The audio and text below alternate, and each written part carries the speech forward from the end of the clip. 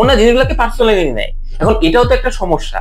কিন্তু আমরা তো, ও হয়তো বা বাসায় এসে জিনিসটা নিয়ে ভাবলো, বা ও পরবর্তীতে ওই গালিটা শিখে কাউন্টার গালিটা দিল। এই যে যে এই জিনিসটাও ওর যে একটা সমস্যা, এই সমস্যাটা সম্পর্কে আমরা জানিও না। এখনকার বাচ্চারা পড়ালেখা করে না, করতে চায় না, গেম খেলে বেশি, বা ইউটিউবের রিল দেখে বা ইনস্টাগ্রাম দেখে। কিন্তু এটা না প্রবলেমের একটা মানে ইফেক্ট। প্রবলেম সলভ করা 1 ঘন্টার মধ্যে, ওটা কিন্তু ও পারলো না, ওটা কিন্তু ও করলো না। এটাই হচ্ছে সমস্যা, যে ওর অ্যাটেনশন নিতে সমস্যা। ওর কিন্তু আগ্রহের কমতি নাই, কিন্তু ওই যে যে টাইম ফ্রেমের মধ্যে বসে প্রবলেমের সলিউশন করা, এটার প্র্যাকটিসটাই ওর মধ্যে নাই। 24, এটা তো 24 সাল, 23 সালে হচ্ছে একটা বাচ্চাকে আমি প্রথমবারের মতন পড়াই যে এসএসসি ক্যান্ডিডেট, সে সামনের বছর এসএসসি দেবে এরকম। তো সে ক্লাস 9-এ অনেক বাজে ফলাফল করে, অনেক বাজে রেজাল্ট করে। পড়ালেখার সমস্ত বিষয় তো দেখছি, তার মেন্টাল জিনিস দেখছি, তার ফ্যামিলির সাথে বন্ডিং এর বিভিন্ন প্রবলেম দেখছি, তার ইভেন রিলেশনশিপের প্রবলেম, যেটা অনেকে আমরা বুঝি না যে এই বাচ্চাদেরও রিলেশনশিপের প্রবলেম আছে। তার এই ওভারঅল মানে এই 4টা জিনিসের প্রত্যেকটা জিনিসই আমি যতটা না সলভ করছি, ততটা বেশি তার সাথে আমি সময়গুলা কাটাইছি। তো ওদের জন্য কিছুটা কাজ করার জন্য প্রথমবারের মতন আমি বর্ণমালাতে জয়েন করি, এবং সবগুলাই এইগুলা বাচ্চা কাচ্চাদেরই পড়ে, যারা এই যে এসএসসি 25 ব্যাচের। আমার প্রায় 3 থেকে 4টা স্টুডেন্ট আছে যারা এসএসসির একটা স্টুডেন্ট নিয়ে ততটা করা হয় না, বাট একটা স্টুডেন্টের ভিত্তিটা বেসটা কিন্তু ওই জায়গা থেকেই ওঠে, মানে যে তাদের এসএসসি তে পড়া একটা ছেলের জন্য বা মেয়ের জন্য সাইকোলজিস্ট। এটাই তারপরে আবার আমার আগামী বছর আবার পরীক্ষা দিতে হবে। মানে 25-এ তো এখন একটা ব্যাচে পরীক্ষা দিবে, ওরা কিন্তু আগের নিয়মেই ছিল। কিন্তু এই যারা 26-এ যায় আবার, তারা শুনতেছে একটা বোর্ড পরীক্ষা দিতে হবে। বোর্ড পরীক্ষা তো একটা ওভারঅল একটা ভয় আছে, সেটা স্কুল ভয় দেয়, এটা ফ্যামিলি থেকে ভয় দেয়, বাবা মা ভয় দেয়, সবাই একটা ভয় দেয়। আর পাশের বাসার আন্টিতে আসি, ওই জার্নির সাথেও কেউ থাকে না, সে যে কি হবে বড় হয়ে এটাও সে জানে না। আমি জানি যে পরের আরো 2 বছর, 1-2 মাস পরে ফেব্রুয়ারিতে যে আমি এসএসসি দিব, তার মানে আমি একটা বোর্ড পরীক্ষা দেওয়ার মতন আমার একটা প্রিপারেশন আছে। বাট ওই ছেলেটার কিন্তু এটা নাই। তার মানে ওর, ও কত কিছু ফেস করছে, এটা কখনো কেউ ভাবলোই না।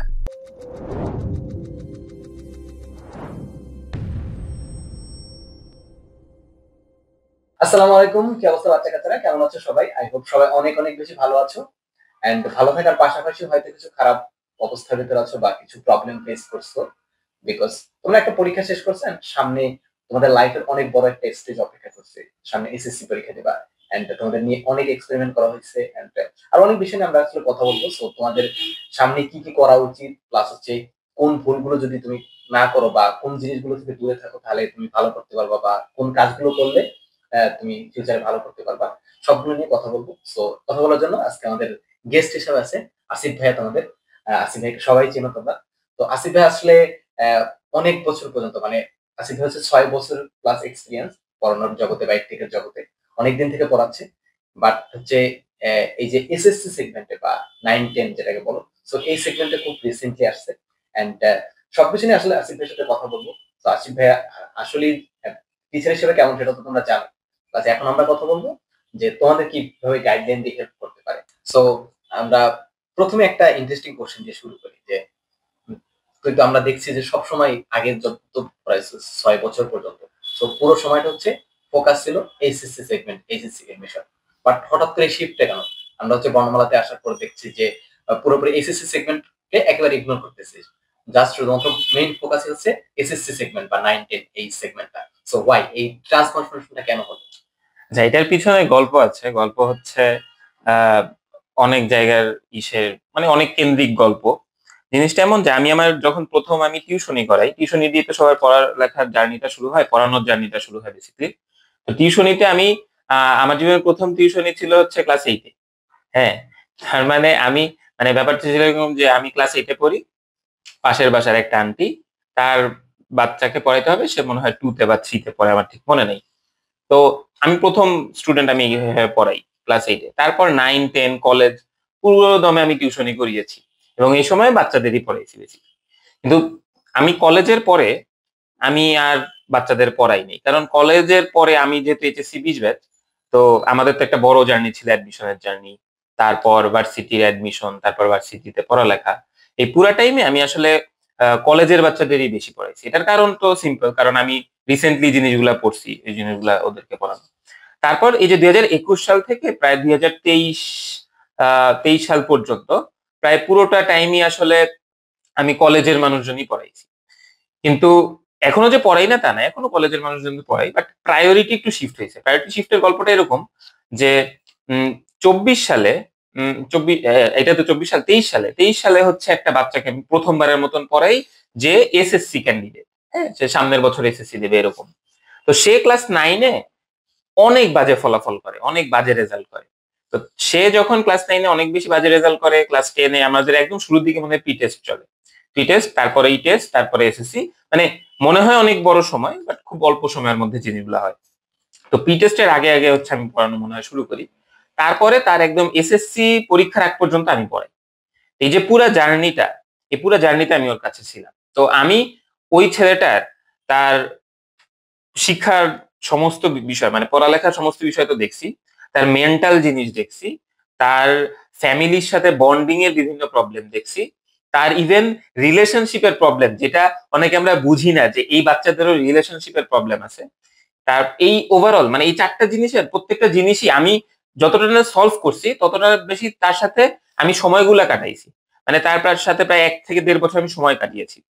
তো এরপরে যেটা হলো, ও এসএসসি তে খুবই ভালো রেজাল্ট করে, ঠিক আছে, সবগুলাতে আলহামদুলিল্লাহ এ প্লাস পায়। এবং শুধুমাত্র রেজাল্ট কেন্দ্রিক না, তার যে পুরো জার্নিটা, এই জার্নিতে আমি খুবই ইন্টারেস্টিং অনেক কিছু খেয়াল করি। আমার তখন যে প্রথমবারের মতো রিয়েলাইজেশন আসে যে না, আমার ফোকাসটা হওয়া উচিত যতটা না কলেজের বাচ্চা কাচ্চাদের, তার থেকেও বেশি হওয়া উচিত এই 9-10 এর এই বাচ্চা কাচ্চাদের উপর। এবং এই ফিলোসফি থেকেই হলো আমার বর্ণমালাতে আসা।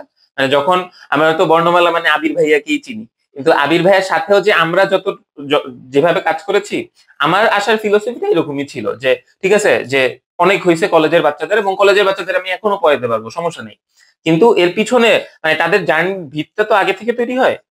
তো ওদের জন্য কিছুটা কাজ করার জন্য প্রথমবারের মতন আমি বর্ণমালাতে জয়েন করি। এবং ওই যে আমার ওই টিউশন, এর পরবর্তীতে আমি যতগুলা টিউশন করাই, ইভেন এখনো আমি যতগুলা টিউশনই করাই, সবগুলাই এইগুলা বাচ্চা কাচ্চাদেরই পড়াই, যারা এই যে এসএসসি 25 ব্যাচের। আমার প্রায় 3 থেকে 4টা স্টুডেন্ট আছে যারা এসএসসি দেবে এই যে আগামী 3-4 মাসের মধ্যে।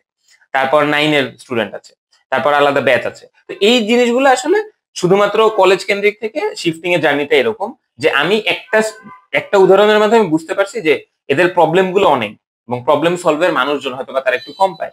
তো ও এই হচ্ছে শিফটিং এর আমার মূল কারণ যে ঠিক আছে, আমার ফোকাস করা উচিত আরো ছোট লেভেলে। হ্যাঁ, তুই যেটা বলছিলি এখানে আমি কিছু অ্যাড করতে চাই যে এইখান থেকে ভিত্তিটা গড়ে উঠতে যে বর্ণমালার আমাদের মেইন ফিলোসফির ভিতর অন্যতম এটা ছিল যে একটা লেটস একটা বিল্ডিং, সো বিল্ডিং এর ভিতটাই যদি মজবুত না থাকে তখন তো উপরে 100 তলা 200 তলা আসলে লাভ নেই। সো আমরা কেন যেন অনেকে হচ্ছে ব্যাপারটাকে ইগনোর করি। লেটস আমাদের দেশে বলো বা মানে এডুকেশনাল প্ল্যাটফর্ম যেগুলো আছে সবগুলোতেই এইচএসসি কে নিয়ে যতটা মাতামাতি করা হয়, যতটা হাইপ হয়, এসএসসি এর একটা স্টুডেন্ট নিয়ে ততটা করা হয় না। বাট একটা স্টুডেন্টের ভিত্তিটা বেসটা কিন্তু ওই জায়গা থেকেই ওঠে, মানে গড়ে ওঠে।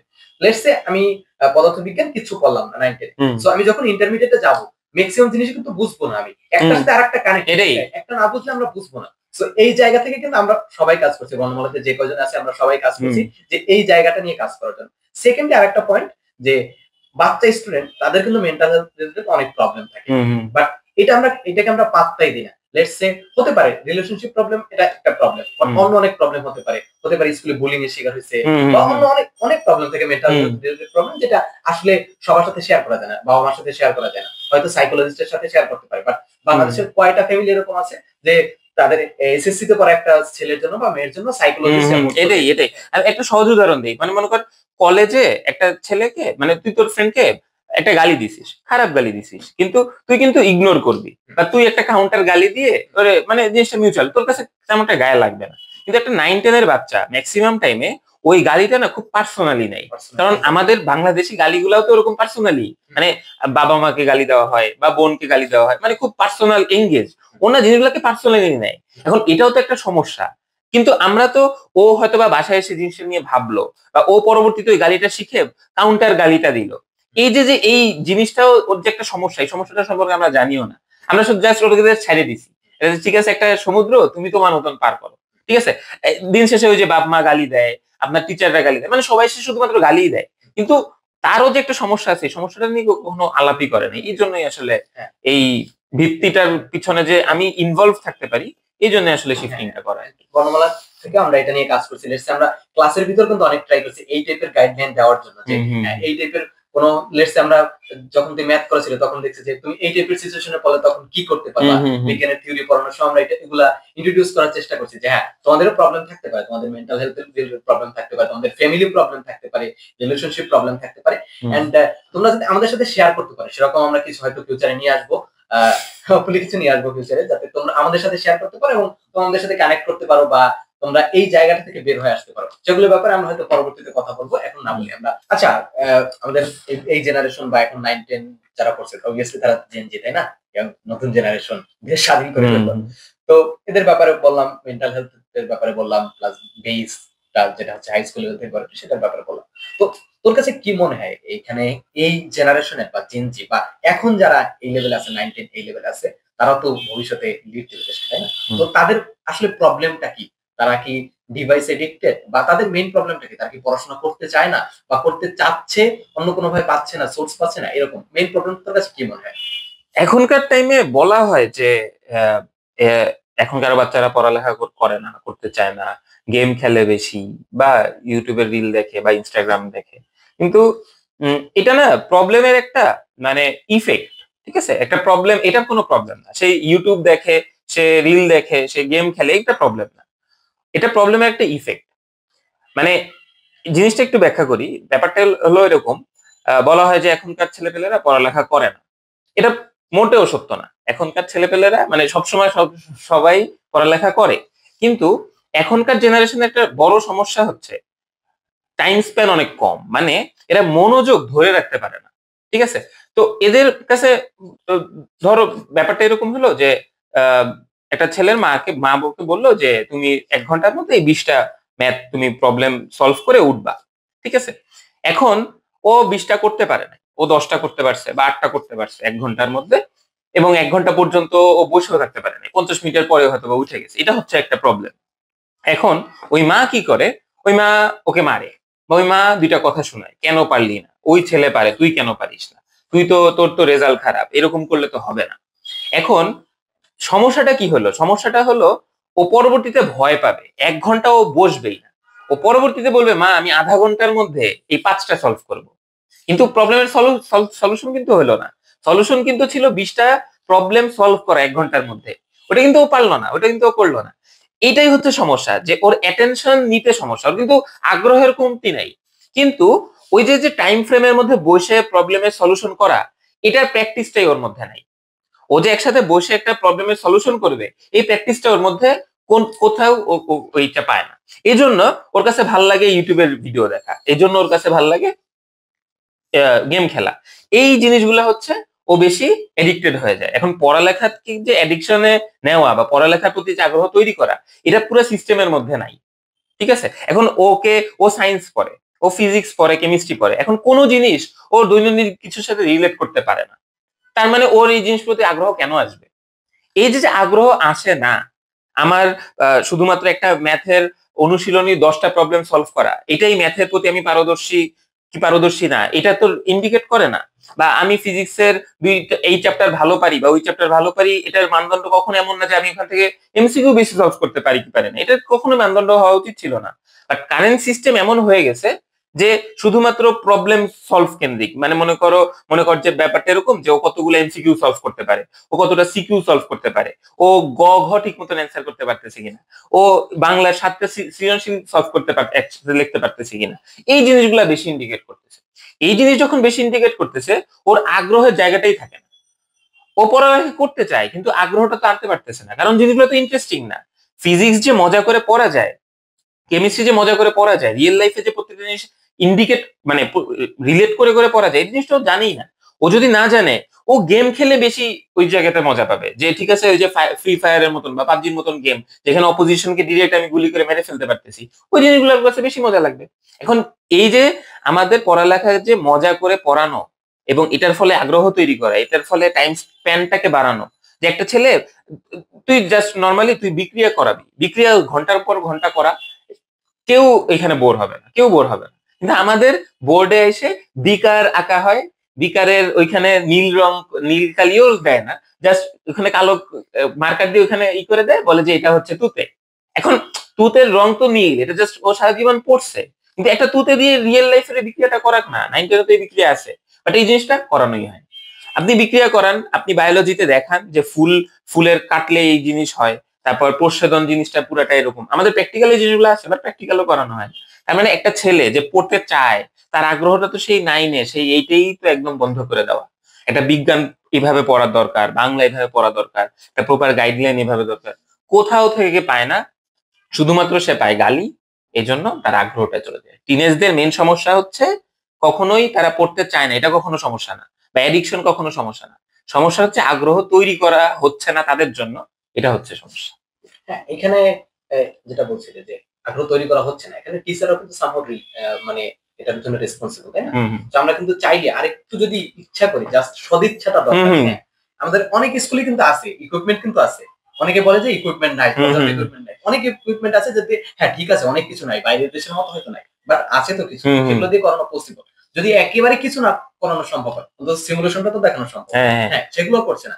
আমাদের বর্ণমালা থেকে সবচেয়ে বড় চ্যালেঞ্জের জায়গাটাই এটা, বা আমাদের কোর জায়গাটা যেগুলো নিয়ে আমরা কাজ করছি তার ভিতরে অন্যতম হচ্ছে এটা, যাতে আমরা প্র্যাকটিক্যাল ভাইব দিয়ে পড়াতে পারি, তাই না? আমরা প্রথম যে সময় শুরু করেছিলাম ওই সময় তো বলছিলাম যে প্র্যাকটিক্যাল ভাইব দিয়ে, লেটস সে আমরা কোনো বিক্রিয়া পড়াবো না, আমরা প্রথমে হচ্ছে এক্সপেরিমেন্টটা করে দেখাবো, তারপর হয়তো আমরা থিওরি পড়াবো। আমরা প্রথমে হচ্ছে ওইটা রিয়েল লাইফের এক্সাম্পলটা বা এক্সপেরিমেন্টটা করে দেখাবো, তারপর এন্ড এটা নিয়ে আমরা তো গত 2 বছর থেকে এই যে ব্যাচ এখন যারা 26 তাদের তো একেবারে ক্লাস 8 থেকে আমরা তাদের সাথে আছি, তো তাদেরকে নিয়ে এইভাবে গড়ে তোলার চেষ্টা করছি। হোপফুলি আমরা এদের সাথে একেবারে শেষ পর্যন্ত থাকি। আচ্ছা, অন্য টাইপের একটা কোশ্চেন করি তোর কাছে। আমাদের কালচারটা তো এরকম যে আমরা এরকম কাউন্ট করি যে আমাদের কোন ব্যাচটা সবচেয়ে বেশি হতভাগ্য। হ্যাঁ, যে এই যে রিসেন্টলি দেখা গেল যে এইচএসসি 24 না, হ্যাঁ 24 হচ্ছে তাদের অটো পাস নিয়ে নিতে হতভাগা। সো তোর কাছে কি মনে হয় এসএসসি ব্যাচের হিসাবে কোন ব্যাচটা সবচেয়ে বেশি হতভাগা? একদম যদি এক লাইনের প্রশ্নের উত্তর হয়, সেটা হচ্ছে যারা 26 সালে এসএসসি পরীক্ষা দিবে। এখন যারা ক্লাস 10 এ আছে, এখন যারা ক্লাস 10 এ উঠবে আর কি। হ্যাঁ, 9 এর পরীক্ষা যারা শেষ করলো। এটার কারণ হচ্ছে, একটু চিন্তা করো ওদের জায়গা থেকে, এরা কত কিছু ফেস করছে। এরা প্রথমত ফেস করছে করোনার মধ্যে এরা ওই যে 6, 7, 8 এরকম মনে হয় ওরা ইয়ে শেষ করলো। তারপর এরা যখন ক্লাস 9 এ আসলো, তখন সরকারের কোন জায়গা থেকে মনে হলো আমার এখন সব চেঞ্জ করে দেওয়া উচিত, আমার এখন বই চেঞ্জ করব, আমি এখন শিক্ষাক্রম চেঞ্জ করবো, আমি পরীক্ষা পদ্ধতি চেঞ্জ করব, আমি পাঠনীতি চেঞ্জ করব। তার মানে এই সবকিছু কি করলো, এক্সপেরিমেন্ট করা শুরু করলো। মানে এরা মনে করছে যে এই ব্যাচটা হচ্ছে একটা গিনিপিগের ব্যাচ, ঠিক আছে, এর মাধ্যমে আমি নতুন বইও দিতে পারি। এদের আমি সায়েন্স কমার্স একদম তুলে ফেললাম, আগের সব ব্যাচ সায়েন্স কমার্স আর্টস ছিল, প্রথমবারের মতন সায়েন্স কমার্স আর্টস উঠে ফেললাম, খুব ভালো হবে। তার মানে গিনিপিগ, মানে এই ব্যাচটাকে হতভাগা বলার থেকে আমি বলবো একটা গিনিপিগ ব্যাচ, এক্সপেরিমেন্টের ব্যাচ, আমি এক্সপেরিমেন্ট করবো, সব আমি এই ব্যাচের মধ্যে করবো। তো এই ব্যাচ 9 এ সুন্দর মতন একটা বই নিয়ে পড়ালেখা করলো, পরীক্ষা পদ্ধতি ভালো না এটা নিয়ে আলাপ হইতে পারে আলাদা, কিন্তু বইটা তো ভালো ছিল, পড়লো। এরা যখন ক্লাস 10 এ উঠলো, যখন 24 সাল এই 25 সাল যখন তারা নতুন ভাবে ক্লাস 10 এ উঠবে, তখন হচ্ছে সরকার আবার চেঞ্জ হয়ে গেল। তখন আবার এদের কাছে এখন মনে হচ্ছে যে না, আমাদের আবার পুরানো কালচারে ফেরত যাওয়া উচিত। তার মানে সরকারি বিভিন্ন পলিসি, বিভিন্ন সমস্যাটার ইম্প্যাক্ট ডিরেক্ট করতেছে একটা এত মানে লাখ লাখ স্টুডেন্ট, এখানে তো কম না, লাখ লাখ স্টুডেন্ট, তো ওদের উপর। তার মানে এদের জায়গা থেকে একটু চিন্তা কর। আমি যখন 6, 7, 8 যখন আমার বারন্ত বয়স, যখন আমি প্রথমবার মতন ফ্রেন্ড সার্কেল নিয়ে করব, তখন আমি পার করছি হচ্ছে করোনার মধ্যে। আমি মিশলামই না, আমি স্টুডেন্টদের আমি একটা ফ্রেন্ড বানাইলামই না, আমি একটা টিচারদের সাথে এঙ্গেজ করলামই না, ঠিক আছে। আমি করোনার মধ্যে ওই জিনিসটা পার করলাম। তারপরে যখন স্কুলে আসলাম, আমাকে দেওয়া হলো নতুন শিক্ষাক্রম। তারপরে আবার যখন এটাতে একটু হ্যাবিচুয়েটেড হচ্ছিলাম, তখনই আবার আমাকে একটা ডিসিশনে নিতে হবে, আমি কি সায়েন্স নিব, কমার্স নিব না আর্টস নিব ক্লাস 10 এ, ঠিক আছে। তারপরে আবার আমার আগামী বছর আবার পরীক্ষা দিতে হবে, মানে 25-এ তো এখন একটা ব্যাচে পরীক্ষা দিবে, ওরা কিন্তু আগের নিয়মেই ছিল। কিন্তু এই যারা 26-এ যায়, আবার যারা শুনতেছে একটা বোর্ড পরীক্ষা দিতে হবে। বোর্ড পরীক্ষা তো একটা ওভারঅল একটা ভয় আছে, সেটা স্কুল ভয় দেয়, এটা ফ্যামিলি থেকে ভয় দেয়, বাবা মা ভয় দেয়, সবাই একটা ভয় দেয়, আর পাশের বাসার আন্টিতে আসি। তো এই যে বোর্ড পরীক্ষার মধ্যে ওটা প্রিপারেশনই ছিল না, ও কি জানতো ক্লাস জেএসসি, আমরা যখন জেএসসি পরীক্ষা দেই, আমি জানি আমার 2 বছর 2 মাস, মানে ডিসেম্বরে যখন শেষ হয় জেএসসি, আমি জানি যে পরের আরো 2 বছর 1-2 মাস পরে ফেব্রুয়ারিতে যে আমি এসএসসি দিব। তার মানে আমি একটা বোর্ড পরীক্ষা দেওয়ার মতন আমার একটা প্রিপারেশন আছে। বাট ওই ছেলেটার কিন্তু এটা নাই। তার মানে ওর ও কত কিছু ফেস করছে, এটা কখনো কেউ ভাবলোই না, কিন্তু ওর কিন্তু এগুলা শুনতে হবে। ও কিন্তু ওই GPA 5 এর পিছনেই ওর দৌড়াইতে হবে। ওর ওই বাবা মা ওকে ওই প্রেশারই দিবে, স্কুল ওকে ওই প্রেশারই দিবে, টেস্ট নিবে, প্রি টেস্ট নিবে। 10-এ উঠলে 3-4 মাসের মধ্যে প্রি টেস্ট হয়। এখন কোন হিসাবে নেবে এখনো জানে না, নতুন বই কেমন হবে জানে না, কিন্তু তাকে সায়েন্স কমার্সে ভাগ করতে হবে। তার মানে রিসেন্ট টাইমের মধ্যে সবচেয়ে বেশি গিনি পিক করা হয়েছে এই ব্যাচটার মাধ্যমে। আমি সৃজনশীল দেখ, মানে আমাদের টাইমে আমাদের কিছু আগের ব্যাচে হচ্ছে সৃজনশীলের মতন ইয়ে জেএসসি তে ইন্ট্রোডিউস করা হয়েছিল, এবং এটাও অনেকদিন আস্তে আস্তে জিনিসগুলো ইয়েছে। ম্যাথে সৃজনশীল অনেক পরে আসছে। তার মানে প্রত্যেকটা পলিসি কিন্তু আস্তে আস্তে বিল্ড আপ হয়েছে। বাট একটা নতুন শিক্ষাক্রম, নতুন বই, নতুন পরীক্ষা পদ্ধতি আস্তে আস্তে কিন্তু বিল্ড আপ করা হয় নাই, হুট করে একটা ব্যাচের উপর চাপায় দেওয়া হয়েছে। এটাই হচ্ছে সমস্যা। যদি এটা থাকতো তাও সমস্যা ছিল না, কিন্তু সরকার পরিবর্তনের ফলে আবার পিছনেরটায় যাও। তাহলে এই যে যে বারবার ব্যাক এন্ড ফোর্থ, মানে একটা পেন্ডুলামের মতন ঝুলাইতেছে একটা ব্যাচকে, এই জন্য এই ব্যাচের অনেকগুলা মেন্টাল, ফিজিক্যাল, এডুকেশনাল অনেক জায়গাতে প্রবলেম হয়ে গেছে। ওদের উপর কিন্তু অনেক প্রেশার যাবে। তুই যেটা প্রথমে বলছিলি যে ক্লাস 8 এর পর 2 বছর সময় পাই, তো 2 বছর সময় পাই মেন্টালি প্রিপারেশন নেওয়ার জন্য। যে আমি একটা আগের দিনে প্রাচীন যুগে তো মেট্রিক পরীক্ষা বলা হতো। হ্যাঁ, তো ওই রকম একটা ভাইব ছিল যে প্রথম পাবলিক পরীক্ষা, মানে যে সিরিয়াস পাবলিক পরীক্ষা, যে সিবিএসসি হয়, বাট সিরিয়াসলি তো এসএসসি কি হয়, তো সিরিয়াস পাবলিক পরীক্ষা দিবে। এটার জন্য মেন্টাল প্রিপারেশন, তারপর হচ্ছে পড়াশোনা, সবকিছুর জন্য মোটামুটি 2 বছরের মতো সময় পেত ওরা। বাট এরা হচ্ছে 1 বছরের মতো সময় পাবে। এন্ড এখন পর্যন্ত ওদের পরীক্ষা শেষ হয়েছে, এখন পর্যন্ত ওরা জানে না আগামী বছর ওদের সিলেবাসে কি কি থাকবে। কিছুই জানে না। ওরা জানে না পরীক্ষা কিভাবে হবে, ওরা জানে না ওদের কোশ্চেন প্যাটার্ন কিরকম হবে, নাথিং, কিচ্ছু জানে না।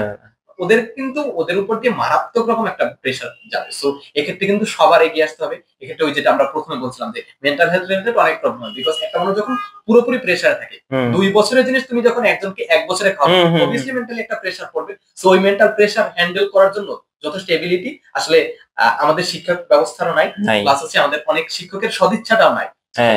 এখানে যে কিছু একটা করবে, এখানে আসলে কাজ করা উচিত, রেগুলার কাজ করা উচিত। আমরা যেহেতু এই বেস নিয়ে কাজ করছি, হোপফুলি আমরা এগুলো নিয়ে কাজ করার ট্রাই করবো ফিউচারে। যে মানে এইখানে তো তোরও সমস্যা আছে, মানে বর্ণমালা একাডেমিরও সমস্যা আছে। এও কিন্তু মানে তুইও কিন্তু প্রপারলি মনোযোগ দিস না এই ব্যাচটার উপর। এরা অনেক সময় তোর কাছে ভিডিও চাইছে, তুই দিস নাই, চ্যাপ্টার স্কিপ করে গেছিস, আলসেমি দেখাইছিস। তার মানে এই ব্যাচটার উপর একটা আলসেমি সবাই দেখাইছে, ঠিক আছে? এটা তোরও অস্বীকার করার কোনো উপায় নাই, ঠিক আছে? আবির ভাইকে সবাই গালি দিবা, হ্যাঁ, কমেন্ট বক্স আবির ভাইকে গালি দিবা যে ও ঠিক মতন রেগুলার ভিডিও দেয় নাই, ঠিক আছে? হ্যাঁ, দেখা যাক আগামী বছর দেওয়া যায় কিনা। হোপফুলি আগামী বছর খুব ভালো হবে। আমরা ওয়েট করতেছি কিছু একটা হয়তো বর্ণমালা করবে এই ব্যাচটার জন্য স্পেশালি, বিকজ আমরাই হয়তো একমাত্র এডুকেশনাল প্ল্যাটফর্ম যে একেবারে এই ব্যাচের শুরু থেকে, যে এই ব্যাচ যখন ক্লাস 8 এ ছিল তখন থেকে এদের সাথে আছি আমরা। সো একেবারে যে সাথে না এটা কিন্তু বলা যায় না, বিকজ ক্লাস 8 থেকে আমরা তাদেরকে গাইডলাইন দিয়ে আসছি, একাডেমিক গাইডলাইন বলো, তারপর হচ্ছে অন্য অনেক তাদের এডুকেশন রিলেটেড গাইডলাইন গুলো দিয়ে আসছি। সো আমরা কিন্তু তাদের ছেড়ে যাইনি। হয়তো ক্লাস দিতে দেরি হয়েছে বা কিছু ক্লাস দেয়নি, বাট একেবারে কিন্তু ছেড়ে যায়নি। এন্ড হোপফুলি আগামী বছরে ছেড়ে যাবো না, আগামী বছরে তাদের জন্য কিছু না কিছু থাকবে অবশ্যই, ইনশাআল্লাহ। আচ্ছা, আমরা যেহেতু শিক্ষা ব্যবস্থা রিলেটেড জিনিস ঢুকে গেলাম, যে এদেরকে নিয়ে অনেক বেশি এক্সপেরিমেন্ট করা হয়েছে, তো একটা তো বললাম যে কিছু প্রবলেম হয়েছে, সরকার চেঞ্জ হয়েছে, প্লাস এদের উপর চাপাই দেওয়া হয়েছে। বাট ওভারঅল এই যে আগের যে কারিকুলামটা এদের উপর ছিল, যেটা নতুন কারিকুলাম বলছি আমরা, সো ওইটা আর হচ্ছে এখন যে আবার নতুন আসছে, নতুনের পর আবার নতুন আসছে, সো এই নতুন 2.0। আচ্ছা, এই নতুন 2.0 আর নতুন শুধু নতুন 1.0 আর নতুন 2.0, এই দুটোর ভিতর ডিফারেন্সটা কি কি, বা কোনটা আসলে বেটার মনে হয়, বা দুইটাতে এরকম বাইনারি ডিসিশন নেওয়া যায় না কোনটা বেটার, কোন মানে উভয়টার দুইটারই কোনটার ভালো জিনিসগুলো কি কি, খারাপ জিনিসগুলো কি কি, তোর পয়েন্ট অফ ভিউ থেকে যদি একটু এক্সপ্লেইন। আমি যদি আগের শিক্ষাক্রম মানে নতুন শিক্ষাক্রম 1.0 এর কথা বলি, তাহলে ওটার সবচেয়ে বেস্ট যেটা ছিল হচ্ছে বইগুলা। হ্যাঁ, বইয়ের প্রত্যেকটা চ্যাপ্টার এবং তার মধ্যে যে কন্টেন্ট, এটা অবিশ্বাস্য ছিল। এবং এটা মানে আমরা হয়তো বা কখনো ভাবিও নাই যে বাংলাদেশ সরকার এরকম ভাবতে পারে, কারণ বইগুলা খুবই ভালো ছিল, বইগুলা খুব ভালো গোছানো ছিল, কন্টেন্ট গুলা খুব আই ক্যাচি ছিল, কন্টেন্ট গুলা খুব রিলেট করতে পারতেছিল। হ্যাঁ, ডিজিটাল ইভেন প্রোগ্রামিংও অ্যাড করছে। তো এবং যেগুলো যেভাবে খুব বেশি কানেক্ট করা যায় ওইভাবেই অ্যাড করছে। তো এই জিনিসগুলো কিন্তু খুব ভালো ছিল। যেটা সমস্যা ছিল অনেকগুলা, দুইটা সবচেয়ে মেজর প্রবলেম ছিল। এক হচ্ছে পলিসি লেভেলের সমস্যা। পলিসি লেভেলের সমস্যাগুলো কি, যে এই জিনিসগুলা টিচাররা তো ভালো, মানে টিচাররা তো এইগুলো হ্যাবিচুয়েটেড না এইভাবে পড়ানোতে, ঠিক আছে? তো টিচাররা যখন হ্যাবিচুয়েটেড না, ওরা না ওই গদবাঁধা সিস্টেমেই পড়ানো শুরু করছে। বাট বইগুলো এমন ভাবে সাজানো, ওইগুলো কিন্তু ওইভাবেই পড়ানো লাগতো। তো এইটার না আগে থেকে একটু গুছানো দরকার ছিল, পলিসি গুলো একটু আগে থেকে করানো দরকার ছিল, ট্রেনিং গুলো দরকার ছিল। আর সেকেন্ড যেটা সবচেয়ে বড় সমস্যা, যেটা নিয়ে পুরো বাংলাদেশ হয়তো বা তোলপাড় হয়ে গেছে, সেটা হচ্ছে পরীক্ষা পদ্ধতি। পরীক্ষার সিস্টেমটা ভালো ছিল না। এখন মানে সরকার যদি বলে যে আমরা পরীক্ষা পদ্ধতি উঠাই নিলাম, তাইলে একটা অন্য সিস্টেম। আবার যদি বলে যে ঠিক আছে পরীক্ষা পদ্ধতি থাকবে, আবার তার সাথে অ্যাসাইনমেন্টও থাকবে। মূল্যায়ন বলতেছি, পরীক্ষা বলতেছি না। এই যে পরীক্ষার নাম পরিবর্তন করে মূল্যায়ন বলবো, এটা তো একটা ন্যারেটিভের বিষয়, এটা তো একটা মেসেজ দেওয়ার বিষয়। এইটা কিন্তু একটু আগের কাজ। এটা আগে থেকে ঠিক না করে আমি জাস্ট প্রথমেই বললো পরীক্ষা উঠাই নিলাম।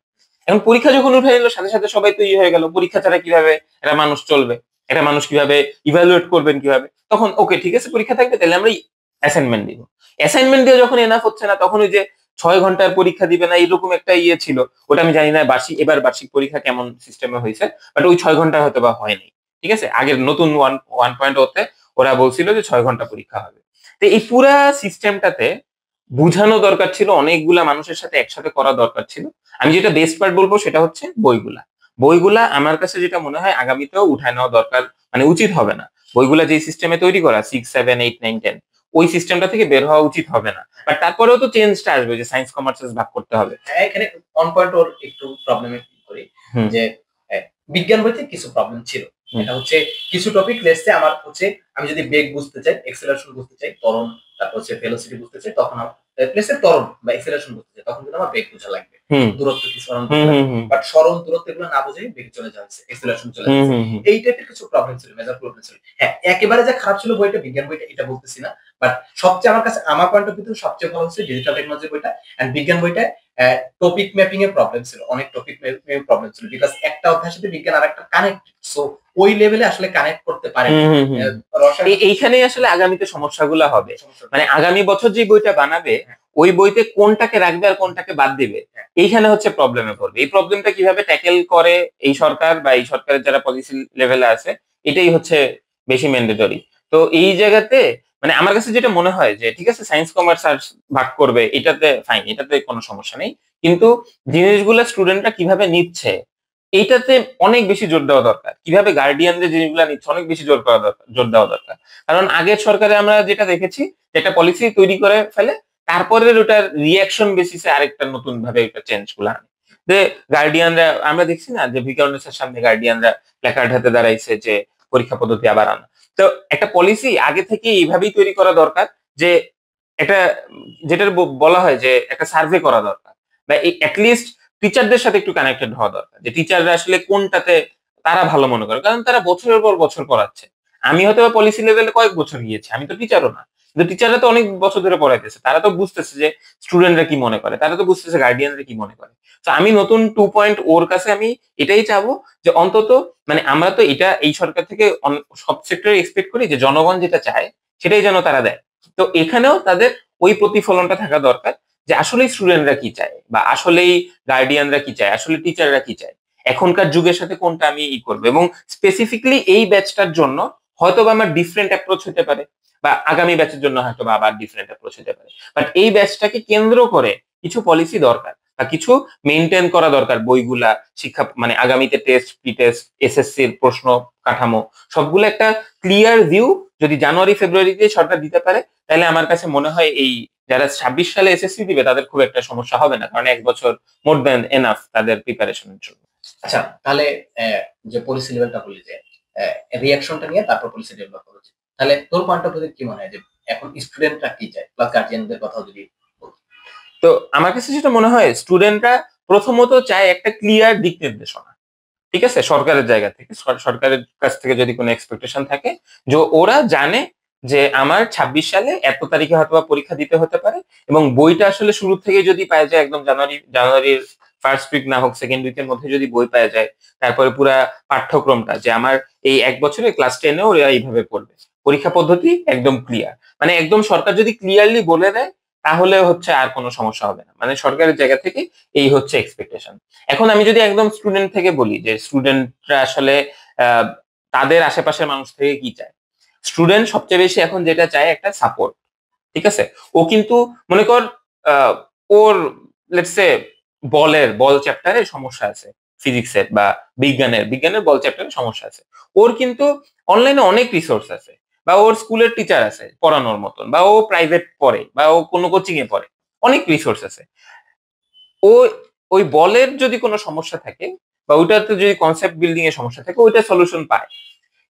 সমস্যাটা যেটা হয়, ও হচ্ছে পড়ালেখা কেন্দ্রিক, ওর মানসিক বিভিন্ন সমস্যা কেন্দ্রিক, এটার আলোচনার জন্য কাউকে পায় না।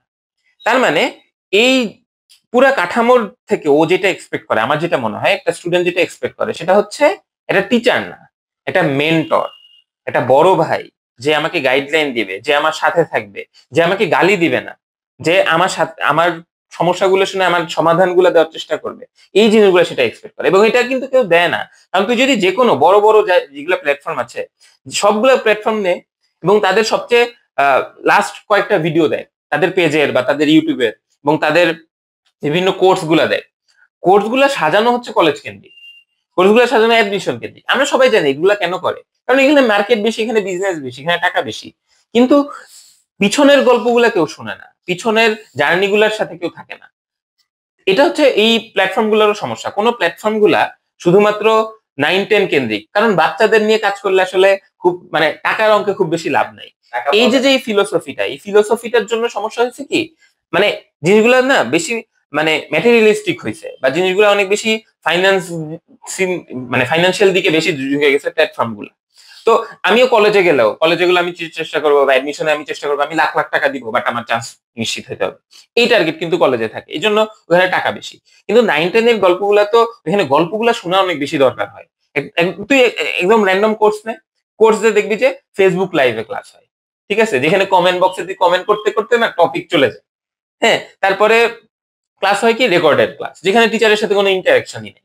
আর কোচিং গুলার কথা তো বললামই না। মানে মনে কর তুই যদি স্কুলের কোন একটা টিচারের কাছে পড়িস, তার মানে ওই যে ওই তোকে হয়তো বা কোশ্চেন দিয়ে দিবে, বা তোকে তোকে পড়তেই হবে, নাহলে তোকে মার্ক দিবে না। ওইখান থেকে তো আমি এখনো বের হতে পারিনি। তার মানে স্টুডেন্টরা স্কুলে তো সলভ পায় না, কারণ স্কুলে এখনো পড়ালেখা ওই মাত্রায় পৌঁছায়নি। স্কুল শেষে কোচিং এ ওই যে একই, আমি আমি যদি ওই টিচারের কাছে পড়ি, মার্কের সমস্যা বা ওই দুর্নীতিগুলো থাকে। তারপর আমি বের হয়ে এসে আমার লাস্ট অপশন কি, অনলাইন প্ল্যাটফর্ম। এখন অনলাইন সব প্ল্যাটফর্ম ডিরেক্ট এঙ্গেজই করে না স্টুডেন্টের সাথে, ঠিক আছে। তাইলে এখনকার স্টুডেন্টরা চায় হচ্ছে একটা বড় ভাই, যেই বড় ভাই আমি যদি আমার রিলেশনশিপের প্রবলেমও বলি, ওই বড় ভাইটা হেসে ফেলবে না। আমি যদি বলি আমার টিচার কি আমাকে আমার ওইখানে কি মজা নিবে না, আমাকে নিয়ে মজা নিবে, কিন্তু আমি আমার মারে কখনো বলতে পারবো না। কিন্তু এখনকার টিনেজদের ভাষাই কিন্তু আলাদা, জেনজিদের ভাষাই আলাদা। এই ভাষা কেউ বুঝে না তো টিচাররা। শুধুমাত্র রিলেশনশিপ প্রবলেম না, সিম্পল প্রবলেম। লেটস সে আমার বন্ধু আজকে আমাকে গালি দিচ্ছে, ওইটা যদি বলে যে অনেকের গায়ে লাগে বা পার্সোনালি নেয়, এই কথাটা যদি বাসায় গিয়ে বলে, তখনও কিন্তু এটাকে সিরিয়াসলি নেয় না, হেসে উড়াই দেয়, হেসে উড়াই দিবে। তখন হয়তো ও আরো বেশি কষ্ট পায়, বা ওই প্রবলেমটা আসলে সলভ না করে ওই প্রবলেম, ওই যে আমাদের আঞ্চলিক ভাষায় যে বলে কাটা খায় নুনের ছিটা, এরকম হয় কিন্তু ব্যাপারগুলো। আসলে প্রবলেমটাকে আইডেন্টিফাই না করে ওই প্রবলেমটাকে দূরে সরাই দেওয়ার চেষ্টা করে, দ্যাটস ওয়াই প্রবলেমটা তো যায় না, আরো প্রবলেমটা। আর এটা থেকে বড় কথা, ওকে নক করা হয় বেশি, মানে দোষ ওর, ও কেন এটা করছে, ও কেন এটা পারে না। এই গল্পগুলো কিন্তু এখনো সমাজে আছে। কিন্তু জেনজি বা এই ওরা কিন্তু জিনিসগুলো একটু অন্যভাবে ডিল করে, ওদের কাছে খুব ছোট জিনিস অনেক বড় হয়ে যায়। এখন কেন ছোট জিনিস বড় হয়ে যায়, ও মা যদি বলে যে তোর কাছে এই জিনিসটা কেন বড় লাগতেছে, এই যে জাস্ট ওকে ওকে গালি দেওয়া, ওকে জাস্ট পুশ করা, এটা তো সলিউশন দেয় না। রিলেটও করতে পারে না, কারণ জেনারেশন গ্যাপ, হ্যাঁ গ্যাপটা তো অনেক বেশি। এখন এখানে প্রশ্ন আসতে পারে, আচ্ছা গ্যাপ তো সব আমাদের বাবা মার সাথে আমাদের ছিল, এখন গ্যাপের হচ্ছে আমার যেটা ফিলোসফি, মানে আমার যে অবজারভেশন সেটা হচ্ছে যত বেশি সামনে দুনিয়া যত সামনে আগায়, গ্যাপটা তো সেমই, মানে আমার থেকে আমার মার যে বয়সের দূরত্ব, এখনকার যে ক্লাস 10-এ পড়ে তারও মার সাথে বয়সের দূরত্ব সেম, বাট চিন্তা ভাবনার চেঞ্জটা অনেক বেশি হয়। কারণ এখন মানে মনে কর তুই যখন ক্লাস 10-এ ছিলি, তোর যেরকম চিন্তা ভাবনা, তুই যেরকম দুনিয়াটারে দেখছিস, এখনকার মানুষরা সেরকম দুনিয়া দেখে না। সে এখন বাংলাদেশে বসে আমেরিকান কালচার জানে, সে জাপানিজ কোরিয়ান কালচার জানে, সে তার কাছে কে ড্রামা ভাল লাগে। এখন কে ড্রামা তো ভালো লাগা তো খারাপ কিছু না, কিন্তু কে ড্রামা মানেই এইটা, তার বাবা মা তাকে দেখতে দেয় না। এখনকার গেমিং এও অনেক ইন্ডাস্ট্রিতে অনেক বুম করতেছে, তার ক্যারিয়ার তো অন্যদিকে শিফট হতে পারে, তার হয়তো এখনকার চিন্তা ভাবনা অন্যরকম। তার চিন্তা ভাবনা ডেভেলপমেন্টে এখন তো আমরা ওই আগের ডাক্তার ইঞ্জিনিয়ার যুগে নাই, এখন তো কন্টেন্ট ক্রিয়েশন একটা জার্নি, এখন তো অন্য অনেক কিছু সে হতে পারে। তার মানে ওই যে সে ক্যারিয়ার নিয়ে যে চিন্তা ভাবনা করে কখন ক্লাস 9-10-এই সে করে, কিন্তু ওই জার্নির সাথেও কেউ থাকে না, সে যে কি হবে বড় হয়ে এটাও সে জানে না।